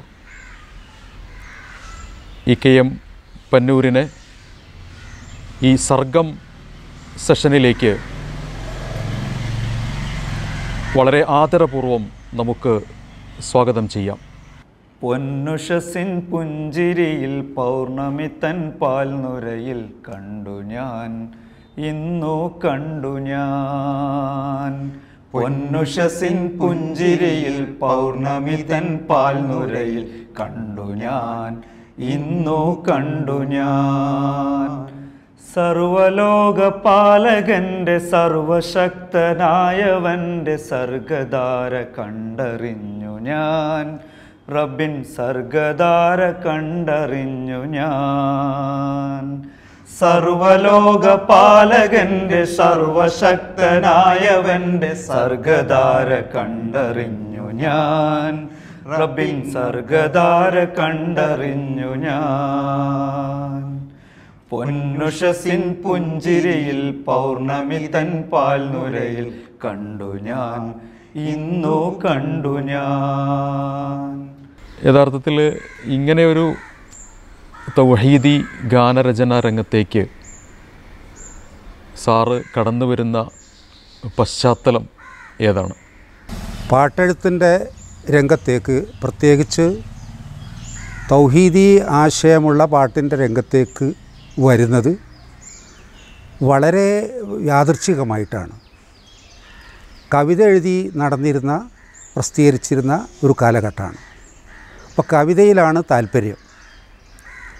ആ ഇടക്കാണ് KP മുഹമ്മദ് മൗലവിക്ക് ഞാൻ എഴുതിയ ഒരു പാട്ട്, ഗാനം അല്ല, ഒരു കവിത കാണാനിടയായത്. ചന്ദ്രികയിലെ 1973 സെപ്റ്റംബർ 1 ചന്ദ്രിക വാരികയിൽ ഒരു പ്രേമഗീതം എന്ന ഒരു കവിത വന്നു. അത് എൻ്റെ ഒരു സഹപ്രവർത്തകൻ KPക്ക് കാണിച്ചു കൊടുത്തു. അപ്പോഴേക്ക് എനിക്ക് ബേജാറായി. അതിൻ്റെ തലക്കെട്ടാണ് ഒരു പ്രേമഗീതം എന്നുള്ള ഹെഡിങ് കണ്ടാൽ ഒരു പണ്ഡിതൻ എന്തായിരിക്കും എന്നെപ്പറ്റി പറയുക എന്നുള്ള പേടി. പക്ഷേ അദ്ദേഹം ഈ കവിത പൂർണ്ണമായി വായിച്ച് അഭിനന്ദിച്ചു. അപ്പോൾ അദ്ദേഹത്തിന് ഈ കവിതയുടെ മർമ്മം മനസ്സിലായി. ഇതൊരു മിസ്റ്റിക് കവിതയാണ്, ഒരു സ്ത്രീയോടുള്ള ഒരു പ്രേമമല്ല. മിസ്റ്റിക് കവിത എന്ന് വെച്ചാൽ രഹസ്യാത്മകം എന്നാണ് പറയുക. അതായത് അല്പം സൂഫി ടച്ചുള്ള ഒരു ഗാനം, ഒരു പാട്ട്. അത് എഴുതാൻ എനിക്ക് പ്രചോദനം ടാഗോറിൻ്റെ കവിതകൾ പൂർണ്ണമായി ഞാൻ വായിച്ചിട്ടുണ്ട്. ഒന്ന് മറ്റേ പേര് കേട്ട ഗീതാഞ്ജലി. പിന്നെ അതേ സ്വഭാവത്തിലുള്ളതാണ് ജി ശങ്കരക്കുറുപ്പിൻ്റെ കവിതകൾ. ഇതിൽ രണ്ടിൽ നിന്നും എനിക്കൊരു പ്രചോദനം കിട്ടിക്കാണണം. അങ്ങനെ ഈ കവിത എഴുതിയപ്പോൾ, ഈ കവിത വായിച്ചപ്പോൾ കെ.പിക്ക് മനസ്സിലായി ഇതൊരു സാധാരണ പ്രേമമല്ല, ഇതൊരു വിശുദ്ധമായ പ്രേമമാണ്, അതായത് ദൈവത്തെക്കുറിച്ചുള്ള ഒരു ചിന്തയാണ് എന്ന് മനസ്സിലായി. അങ്ങനെ ഇത് വായിച്ചപ്പോൾ ഇത് മനസ്സിലാക്കിയിട്ട് ഒരു ഗാനം അൽമനാറിലേക്ക് എഴുതണം എന്ന് പറഞ്ഞു. എനിക്ക് വശം ഇല്ല, അറിയില്ല അങ്ങനത്തത്. അത് എഴുതിയാൽ അങ്ങ് ശരിയായിക്കോളും. അങ്ങനെ ഞാൻ കരളുരുകി കേഴുന്നു എന്ന ഒരു പാട്ടെഴുതി. ആ പാട്ടാണ് കെ.വി. അബൂട്ടി പിന്നെ ശബ്ദ പരിശോധനയ്ക്ക് ആദ്യമായി പാടിയത്. അങ്ങനെ സെലക്ഷൻ കിട്ടി. ആ പാട്ട് തന്നെ പിന്നെ അൽമനാറിൽ ഇദ്ദേഹം പ്രസിദ്ധീകരിച്ചു. അങ്ങനെയാണ് പിന്നീട് കൂടുതൽ പാട്ട് എഴുതേണ്ടി വന്നത്. പിന്നെ അന്ന് ഇത്രയധികം പാട്ട് എഴുത്തുകാരില്ലാത്തതിനാൽ എഴുതിയ ആൾക്ക് തന്നെ വീണ്ടും എഴുതേണ്ടി വരും, ആകാശവാണിയിലൊക്കെ. അപ്പോൾ എൻ്റെ റൂട്ട് മാറ്റിച്ചത് കെ.പിയാണ്. അങ്ങനെയാണ് ഇതിലേക്ക് വന്നത്.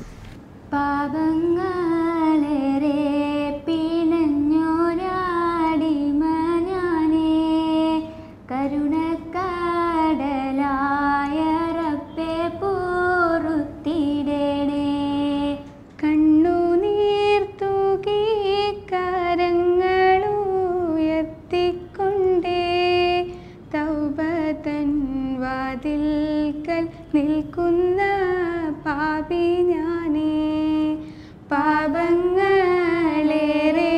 പിണഞ്ഞൊരാടിമ ഞാനേ, കരുണക്കടലായ റബ്ബേ പൊറുത്തിടണേ, കണ്ണുനീർ തൂകി കരങ്ങളുയർത്തിക്കൊണ്ടേ തൗബതൻ വാതിൽക്കൽ നിൽക്കുന്ന പാപി ഞാനേ. മാഷുടെ ഗാനങ്ങളിലെ ഏറ്റവും പ്രധാനപ്പെട്ട വലിയ വിപ്ലവങ്ങളുണ്ടാക്കിയ കുറേ ഗാനങ്ങളുണ്ട്. അതിലേറ്റവും പ്രധാനപ്പെട്ട ഏതെങ്കിലും ഗാനങ്ങൾ മനസ്സിൽ വല്ലാതെ ഹൃദയസ്പർശിയായി നിൽക്കുന്ന ഏതെങ്കിലും ഗാനങ്ങൾ പ്രത്യേകിച്ച് ഓർത്തെടുക്കാനുണ്ടോ? ഇപ്പോൾ യുഗാന്തരങ്ങളിൽ ചുമരിലൊരു ഘടികാരം പോലെയുള്ള പഴയകാല ഇസ്ലാഹി ഗാനങ്ങളുണ്ട്. അതിൽ നമുക്ക് ഏറ്റവും കൂടുതൽ ഇഷ്ടവും കൗതുകവും ഇമ്പവും ഒക്കെ തോന്നുന്ന ചില ഗാനങ്ങളുണ്ടാകും. അങ്ങനെ പ്രത്യേകിച്ച് വല്ല ഗാനങ്ങളെയും കുറിച്ച് പരിചയപ്പെടാനുണ്ടോ? അത് പെട്ടെന്ന് പറയാൻ ബുദ്ധിമുട്ടുള്ള ചോദ്യമാണ്. എങ്കിലും ചുമരിൽ ഒരു ഘടികാരം എന്ന പാട്ടിനോടും അയ്യൂബ് നബി കരഞ്ഞു എന്ന പാട്ടിനോടും ഒരു പ്രത്യേക മമതയുണ്ട്.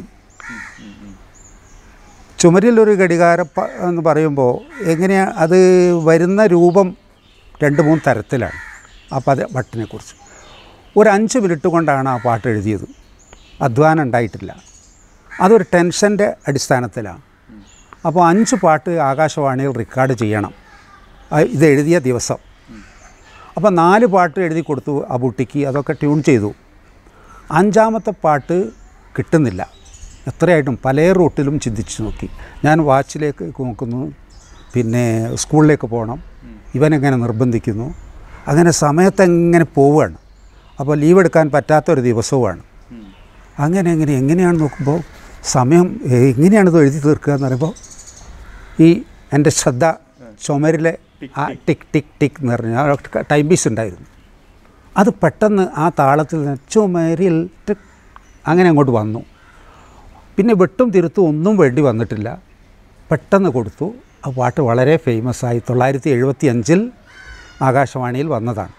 ചുമരിൽ ഒരു ഘടികാരം തൻ സൂചിയിലൊക്കെ കൊണ്ടു പറഞ്ഞു മനുഷ്യ നിൻ ജീവിത സമയം വെട്ടിനുറുക്കുന്നു നിന്നുടെ മരണത്തിനു സമയമളന്നു കുറിക്കുകയല്ലോ ഞാൻ ചുമരിൽ ഒരു ഘടികാരം തൻ സൂചിയിളക്കി കൊണ്ടു പറഞ്ഞു മനുഷ്യ നിൻ ജീവിത സമയം വെട്ടിനുറുക്കുന്നു നിന്നുടെ മരണത്തിൻ സമയമളന്നു കുറിക്കുകയല്ലോ ഞാൻ ഓരോരോ നിമിഷവുമായിരം അഭിലാഷങ്ങളുമായി മനുഷ്യൻ ഓടുന്നു ജീവിത വിജയം നേടിയെടുക്കാനായി ആഖിറ നാളിൻ സ്ഥിതിയോർക്കാൻ തെല്ലും നേരമതില്ലല്ലോ ചുമരിൽ ഒരു ഘടികാരം തൻ സൂചിയിളക്കി കൊണ്ടു പറഞ്ഞു മനുഷ്യ നിൻ ജീവിത സമയം വെട്ടിനുറുക്കുന്നു നിന്നുടെ മരണത്തിൻ സമയമളന്നു കുറിക്കുകയല്ലോ ഞാൻ. എന്നാൽ വേറെ ചില പാട്ട് അധ്വാനിച്ചെഴുതണം, അങ്ങനെ ഉണ്ടാവും, വരൂല. അപ്പോൾ അയ്യൂബ് നബി കരഞ്ഞു, അത് ഞാൻ 2 കൊല്ലം കൊണ്ടാണ് പൂർത്തിയാക്കിയത്. ആ പല്ലവി കിട്ടി, പിന്നെ അനുപല്ലവി കിട്ടാൻ 1 കൊല്ലം, അത് കഴിഞ്ഞിട്ട് അങ്ങനെ 2 കൊല്ലം കൊണ്ടാണ് അതെഴുതിയുണ്ടാക്കിയത്. മറ്റേത് പിന്നെ വളരെ 5 മിനിറ്റ് കൊണ്ട്. അയ്യൂബ് നബി കരഞ്ഞു, അല്ലാഹുവിനെ കേൾക്ക്, നീറുന്നു തമ്പുരാനേ ദേഹം നോവുന്നു തമ്പുരാനേ, കാരുണ്യവാനല്ലോ നീ എന്നെ കരക്കേറ്റി തമ്പുരാനേ, കാരുണ്യവാനല്ലോ നീ എന്നെ കരക്കേറ്റി തമ്പുരാനേ. ധനികരിൽ ധനികരായി, ഭക്തരിൽ ഭക്തരായി, ധനികരിൽ ധനികരായി, ഭക്തരിൽ ഭക്തരായി, ക്ഷേമമോടെ വാണിടുന്ന മോഹനനാളിൽ കഷ്ടപ്പാട് വന്നു പെട്ടു നിത്യരോഗിയായി നബി, വിട്ടകന്നു ബന്ധുക്കളും സേവകരും. കഷ്ടപ്പാട് വന്നു പെട്ടു നിത്യരോഗിയായി നബി, വിട്ടകന്നു ബന്ധുക്കളും സേവകരും. അയ്യൂബ് നബി കരഞ്ഞു, അല്ലാഹുവിനെ കേൾക്ക്. അപ്പോൾ 2-3 തരത്തിലാണ്. ഒന്ന് ഏതെങ്കിലും ഒരു സന്തോഷമോ അല്ലെങ്കിലൊരു ദുഃഖമോ അല്ലെങ്കിലൊരു ക്രോധമോ മനസ്സിൽ തട്ടുമ്പോൾ അത് പെട്ടെന്ന് പാട്ടായി വരും, അത് അസ്വസ്ഥാവും അത് വന്നിട്ടില്ലെങ്കിൽ. അങ്ങനെ എഴുതുന്നത്, അധ്വാനിച്ചെഴുതുന്നത് യാദൃച്ഛികമായി വരുന്നത്.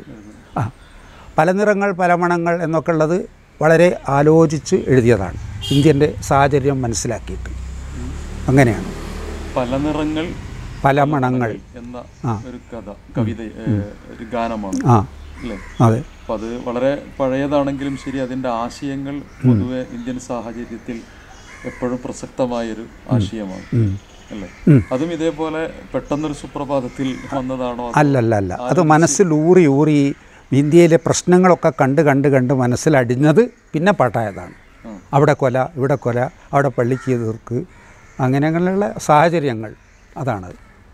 പല നിറങ്ങൾ പല മണങ്ങൾ നിറഞ്ഞ പൂങ്കാവ് ഇന്ത്യ, അനവധിയാം മതങ്ങൾ പൂക്കും അരുമ പൂങ്കാവ് ഇന്ത്യ, അരുമ പൂങ്കാവ്.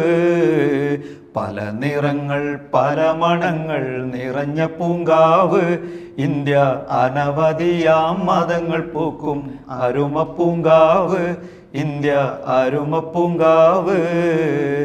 ഒരു വനത്തിൽ പല കിളികൾ ചിലച്ചിടും പോലെ ജനം ഇവിടെ പല ഭാഷകളും മൊഴിഞ്ഞു വാഴുന്നു.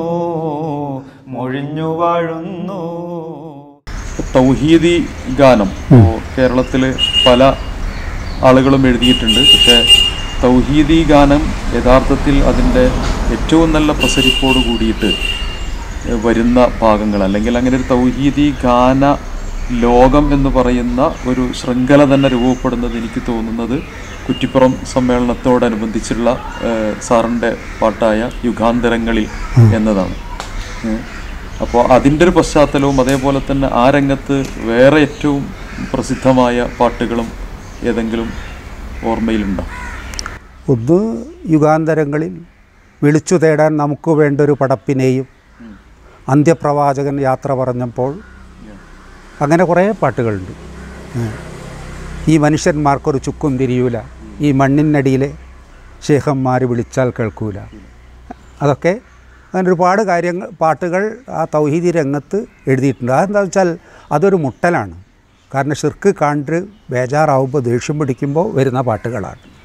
പിന്നെ 67 തന്നെ എൻ്റെ മനസ്സിൽ ഈ വിത്ത് വീണിട്ടുണ്ട് തൗഹീദിൻ്റെ.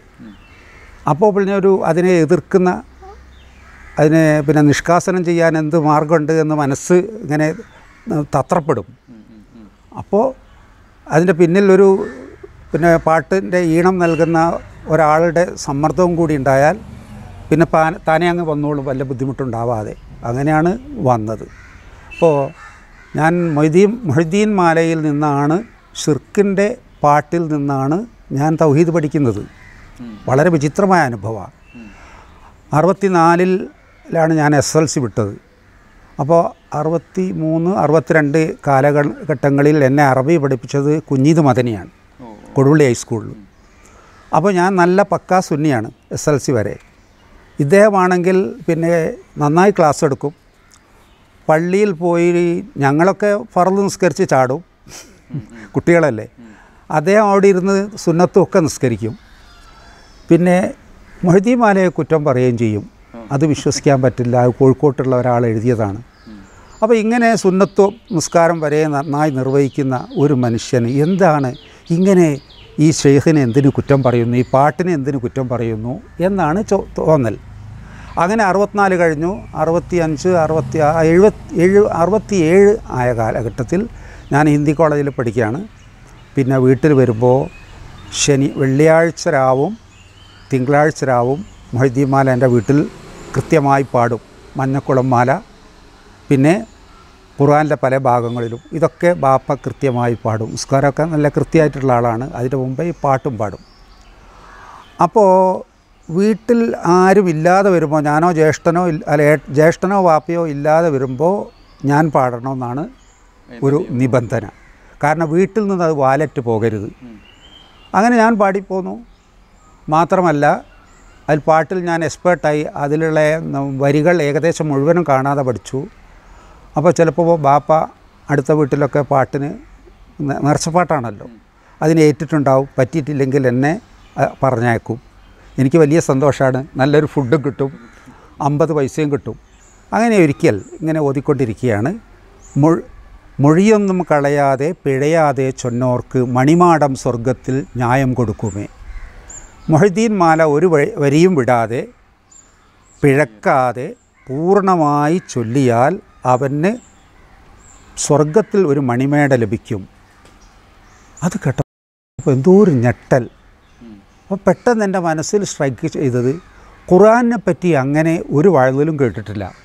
ഒരു ഖത്തം തീർത്താൽ സ്വർഗത്തിൽ മണിമേട കിട്ടും എന്ന്, അതിൻ്റെ പുണ്യമുണ്ട് എന്നല്ലാതെ അങ്ങനെ ഒരു ഉറപ്പ് സ്വർഗം കിട്ടും എന്ന് എവിടെയും കേട്ടിട്ടില്ല. അപ്പോൾ ഖുർആനിനേക്കാൾ ഓതിയാൽ പ്രതിഫലം മറ്റൊരു ഗ്രന്ഥത്തിന് ഉണ്ട് എന്ന് വന്നാൽ അത് ഇസ്ലാമിൽ നിന്ന് പുറത്തു പോകുന്നൊരു വിശ്വാസമല്ലേ എന്ന് തോന്നിപ്പോയി. അങ്ങനെ അതവിടെ വെച്ചു. ഒരു അസ്വസ്ഥത.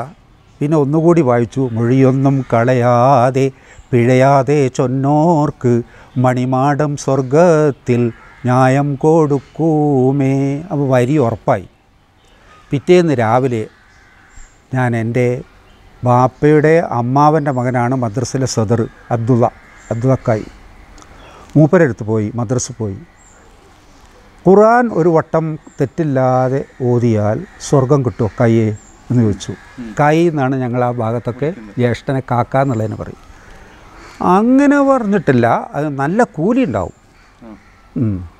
ശരി, എന്തിനാന്ന് നീ ചോദിച്ചത്? വെറുതെ അറിയാൻ ചോദിച്ചാൽ ഞാൻ തിരിച്ചു വരികയും ചെയ്തു. ആ നടത്തത്തിൽ ഞാൻ മുജാഹിദായി. ഇനി ആ പാട്ട് പാടുന്ന പ്രശ്നമേ ഇല്ല. അങ്ങനെ പിന്നെ ഞാനിത് പാടാൻ പറയുമ്പോൾ ഞാൻ എന്ത് ചെയ്യും? ബാപ്പ ഇല്ലാത്തപ്പോൾ ഞാൻ ഖുർആൻ ഓതും, ആയത്തുൽ കുർസി എഴുതും, ആമിന റസൂൽ ഇതൊക്കെ ചൊല്ലണ്ടാണ്, അതൊക്കെ ചൊല്ലും. അപ്പോൾ വാപ്പ വന്ന് ചോദിക്കും, അല്ല അവന് എന്തോ ചൊല്ലിയിരുന്നോ? ഓ അവനെന്തോ ഓതുന്നൊക്കെ കേട്ടിട്ടുണ്ട്. അല്ല വേറെ അത് ഞാൻ ശ്രദ്ധിച്ചില്ല. പിന്നെ വാപ്പ മനസ്സിലാക്കി ഞാൻ ഇത് പാടുന്നില്ല. ഈ മനുഷ്യന്മാർക്കൊരു ചുക്കും തിരിയൂല, ഈ മണ്ണിനടിയിലെ ശൈഖന്മാരെ വിളിച്ചാൽ കേൾക്കൂല, ഈ മമ്പുറം അജ്മീർ നാഗൂറാണ്ടവർ പ്രാർത്ഥന കേൾക്കൂല, ഈ കാര്യങ്ങൾ ഖുർആൻ ഇന്ന് പഠിക്കാൻ നോക്കൂല, ഈ മാഞ്ഞാളക്കളി പാവനമായ മതത്തിന് തീരെ ചേരൂല. ഈ വിവിധ ഗാനങ്ങളുണ്ട്, അതൊക്കെ സമൂഹത്തിൽ വലിയ കോളിളക്കം ഉണ്ടാക്കുന്ന തരത്തിൽ, വലിയ പരിവർത്തനം ഉണ്ടാക്കുന്ന തരത്തിൽ കടന്നു വന്നിട്ടുള്ളതാണ്.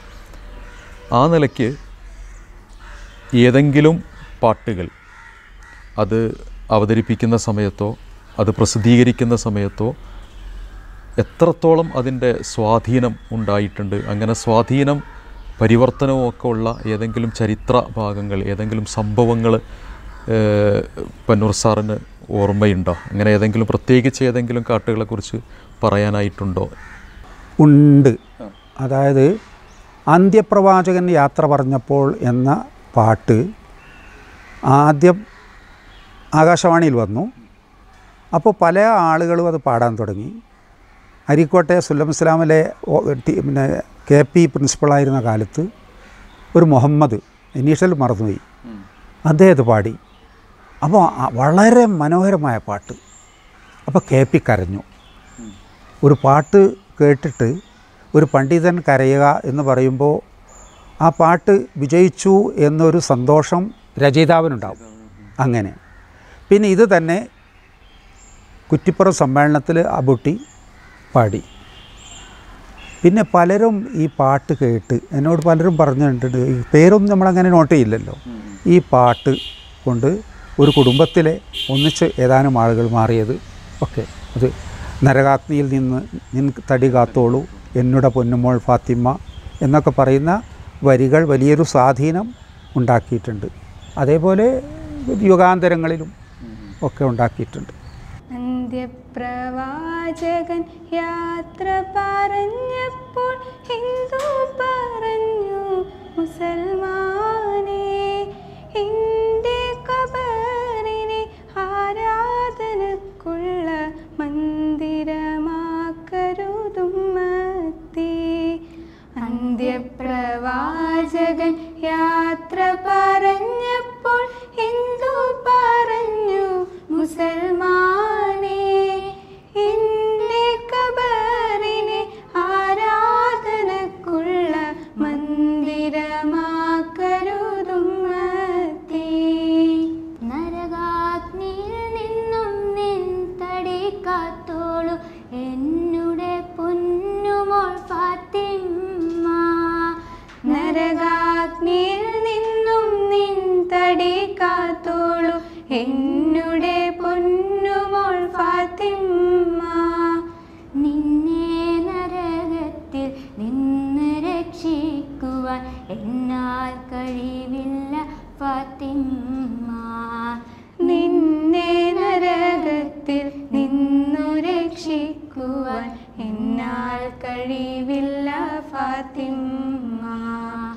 അന്ത്യപ്രവാചകൻ യാത്ര പറഞ്ഞപ്പോൾ ഹിന്ദു പറഞ്ഞു മുസൽമാനെ, എൻ്റെ ഖബറിനെ ആരാധനക്കുള്ള മന്ദിരമാക്കരുതുമ്മത്തി. പുതിയ തലമുറ വിവിധ ഗാനങ്ങളുടെ പിന്നാലെയാണ്, അല്ലെങ്കിൽ ഗാനങ്ങളുടെ ആധിക്യമുണ്ട്. പ്രത്യേകിച്ച് പാട്ടെഴുത്തുകാരായ ആളുകളും നമ്മുടെ നാട്ടിലുണ്ട്. ഏതായിരുന്നാലും ശരി, ഒരു സർഗാത്മകമായ ഒരു കല എന്നതിനപ്പുറത്ത് ഒരു ഇസ്ലാമിക വൃത്തപരിധിയിൽ നിൽക്കുന്ന നമ്മുടെ പാട്ടെഴുത്തുകാരോടും പുതിയ തലമുറയോടും പ്രത്യേകിച്ച് എന്തെങ്കിലും പുതിയ നിർദ്ദേശങ്ങൾ അല്ലെങ്കിൽ അവർ പാലിക്കേണ്ടതായ എന്തെങ്കിലും കാര്യങ്ങൾ ഒരു പഴയ പാട്ടെഴുത്തുകാരൻ എന്ന നിലയ്ക്ക് സൂചിപ്പിക്കാനുള്ളത് എന്താണ് മാഷിക്ക്? പാട്ട് ഒരു ലക്ഷ്യബോധത്തോടെ ആവണം. പാട്ടിന് വേണ്ടിയൊരു പാട്ടല്ല, നമുക്കൊരു കാര്യം ശരിക്കും സമൂഹത്തോട് പറയാനുണ്ടാവണം. കുറേ മയമുള്ള പദങ്ങളോ കേൾക്കാൻ ഇമ്പമുള്ള ഒരു ഈണമോ എന്നത് അതിന് നല്ലത് തന്നെ, പക്ഷേ വ്യക്തമായൊരു ലക്ഷ്യബോധം എഴുത്തുകാരനുണ്ടാവണം. ഉദാഹരണമായിട്ട് ഇപ്പോൾ അടുത്തൊരു ഞെക്കിക്കൊന്നില്ലായിരുന്നു ഒരു കുട്ടിയെ, ഒരു നോമ്പിൻ്റെ തലേന്നൊക്കെ ആയിട്ട്. അപ്പോൾ അത് അങ്ങനെയാകുമ്പോൾ നമ്മളെ മനസ്സിലത് വേദന ഉണ്ടാവും. പിന്നീട് ആ വേദന നിലക്കണമെങ്കിൽ ഒരു പാട്ട് വരണം.